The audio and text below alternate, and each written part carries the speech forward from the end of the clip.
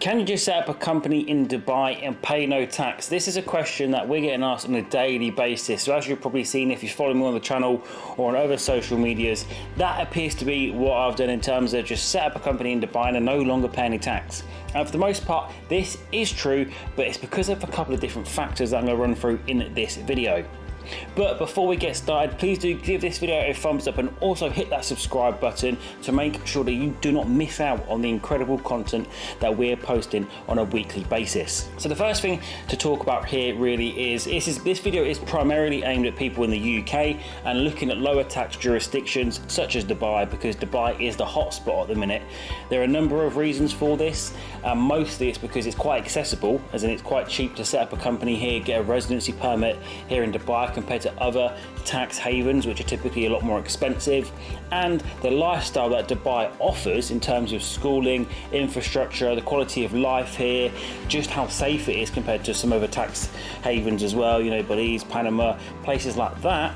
You know, it's a no-brainer. You're going to want to be located in Dubai rather than somewhere like that. And as a result, Dubai has absolutely blown up over recent years and shows no signs of slowing down. So what are the advantages to setting up here in Dubai compared to the UK? We're talking from a tax point of view here. So taxes in the UK, let's look at a company. So a company in the UK will actually be paying up to 26.5% corporation tax.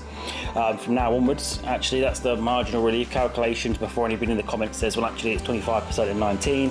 Look it up, you can actually pay 26.5% on profits between 50 and 250,000. There's another video on that on the channel. So up to 26.5% tax, and in Dubai, for most people doing business here, there's absolutely 0% corporate tax. So, you know, you can do the numbers there. If you're doing a couple of $100,000, the tax savings alone can be phenomenal. And also when you base your personal tax residency here as well, you don't usually pay tax on dividends, salaries, interest income, and a whole lot more. So actually when you look at a typical owner managed business, somebody like yourself, somebody like myself, actually what can be saved by just basing your tax residency on a personal level out in Dubai is significant and should certainly be explored just because of the wealth building potential it can have. So what a lot of people do is they either continue working as hard as they have and double the quality of their life, or they start to build assets, because you can use those tax savings to start buying property in the UK still, and as a result really compound your wealth at a much greater rate than you ever could if you was in the UK, because you're constantly giving 50% or so in most cases of your hard-earned income, your business profits, over to the taxman. So what exactly is the difference between a personal tax residency and a corporate tax residency? Well, from a personal tax point of view, this is where you're personally based, usually for the majority of the year. So if you're a UK taxpayer, it really means that you can't spend a significant amount of time in the UK. For most people, it's less than 90 days a year. But on a company level, it's actually where your company is based.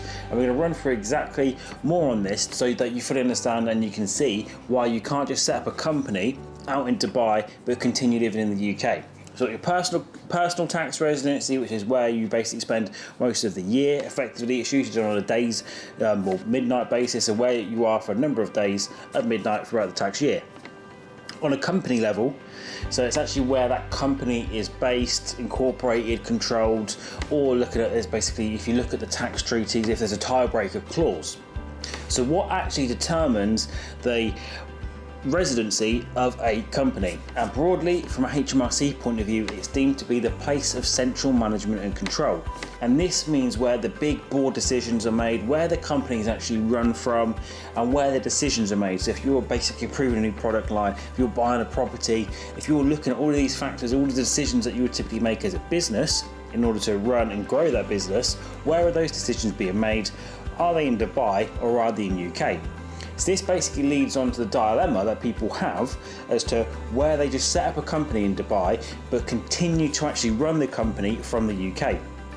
Because what will happen here is, although the company is incorporated in Dubai, HMRC, because that place of central management and control is in the UK, they will look to tax that company to corporation tax as well.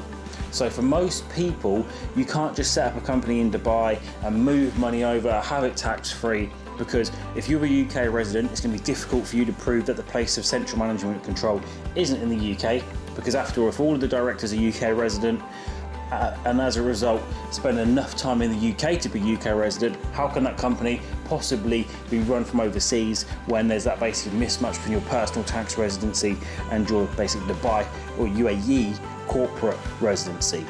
So what you need to do is, if you do want to prove that your company is run from Dubai, is you do have to actually run it from Dubai. All of the board meetings, all the day-to-day decision making, basically in the long and short that you do have to fully move to Dubai in order to get that benefit. You need to spend enough time in Dubai to show that you are physically running the company from there. Ideally, you have UAE resident directors, so you can look at nominee directors in some circumstances, depending on the specific activities of the company. But for the most part, you can't just do this to avoid tax. End of the day, or evade tax, I would say, because you can do it to avoid tax. And everyone knows the difference between evasion and avoidance, and it's a thickness of a prison wall. Because avoidance is legal and it's the taxpayer's right to do so, but evasion is illegal and will land you in jail. So what you need to do here is you do need to have basically a commercial rationale and actually be based out here in Dubai to fully make the most of this opportunity, and to ensure that if HMRC do look into your corporate affairs and question the residency of your company, you can prove to them quite rightly that it is actually centrally managed and controlled from Dubai, and as a result it's only subject to tax here in Dubai at 0%. So there we have it, guys. Unfortunately, you can't have your cake and eat it in this situation. If you could just set up a company in Dubai, you pretty much have to be Dubai personally tax resident as well in order to ensure that the corporate residency of that company is out here in Dubai where there's no tax. That said, if you do want to be tax efficient and really do build your wealth, definitely food for thought in terms of making all of your tax residencies out in Dubai personally and on a corporate level, because that's where I have the biggest success and that's where all of our clients have the biggest success as well. Being able to take dividends, interest income, salary, profits from companies, all completely tax free because they're based their entities out here. A lot of our clients spend 6 months here in the UAE, the best months when the UK is cold, wet and miserable, another 3 months in the UK, which you can do so without being tax resident in the most part, and then 3 months travelling, holidays, Thailand, America, Europe. And this is a great way to split your tax year in terms of making sure that your tax residency is out here in Dubai at 0%, and also gives you a great lifestyle that of course can be partially met through the tax savings as a result of paying pretty much minimal taxes internationally. Find this video useful, please do give it a big thumbs up and also smash that subscribe button so you see as soon as we post fresh tax saving wealth building content. Bye for now.